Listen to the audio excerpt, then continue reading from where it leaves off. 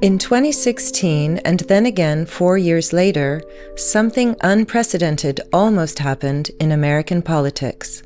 Bernie Sanders, an outsider hailing from the left, came close to winning the Democratic nomination for president. Of course, there had been prior instances of progressive candidates trying to bring the left into the fold. Yet this was different. Sanders did not just seek to broaden the Democratic base. As an independent senator, his goal was to conquer the Democratic Party machine. While the Bernie campaign was unique, attempted takeovers have been a common and consequential feature of right-wing politics in the U.S. This is the argument persuasively developed by Joe Lowndes, a scholar of American right-wing politics and an intrepid ethnographer of its most extremist exponents. In the last 6 decades, Joe Lowndes explains, whenever segments of the radical right have set out to capture the Republican Party in order to remake it in their own image, they have either succeeded outright or planted the seeds for later triumphs. Lowndes' first book made a compelling case for the reassessment of the so-called Southern strategy that brought Richard Nixon to power in 1968 and got him re-elected in 1972. Entitled From the New Deal to the New Right, the book showed that the silent majority successfully mobilized by Nixon's campaign managers should not be interpreted as the absorption of segregationist Dixiecrats into a pre-existing GOP. Instead, the Southern strategy consisted of a conquest and subsequently a transformation of the Republican Party by Southern Democrats. What Barry Goldwater's 1964 campaign had started, despite his crushing defeat in the presidential election, turned out to be the prelude to an enduring makeover of the American right.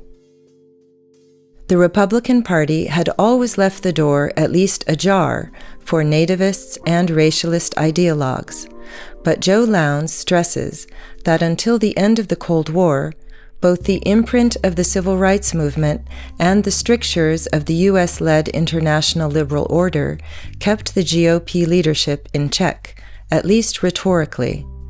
Even under Ronald Reagan, socially regressive measures largely needed to be couched in color and gender-blind discourse.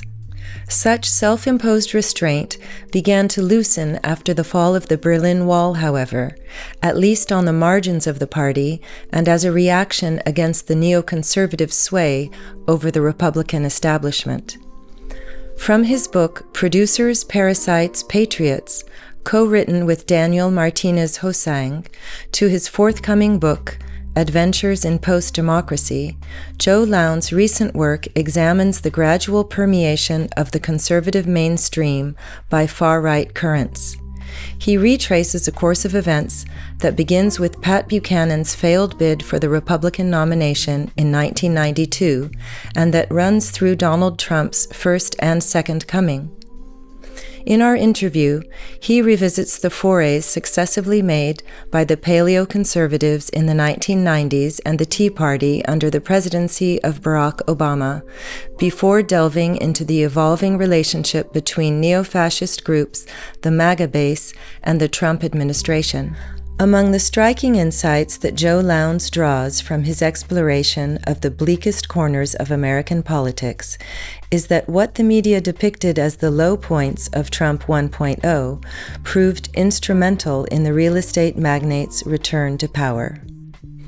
Far from fraying in the face of apparent setbacks, the MAGA coalition grew more radical but also more determined and self-confident in the wake of the alt-right debacle in Charlottesville, the COVID pandemic, the Black Lives Matter protests, and the aborted coup of January 6, 2021. Another major development that Joe Lowndes has explored in his collaborative work with Daniel Martinez HoSang, and again in our interview with him, is the emergence of a multiracial far-right in the United States. Already examined in Parasites, Patriots, this remarkable, if paradoxical trend has been confirmed by the increase in minority votes for Trump from 2016 to 2024, but also by the growing presence of activists of color in the most extreme far-right groups. This hardly means that racism and xenophobia are less prominent with Trump 2.0, quite the contrary.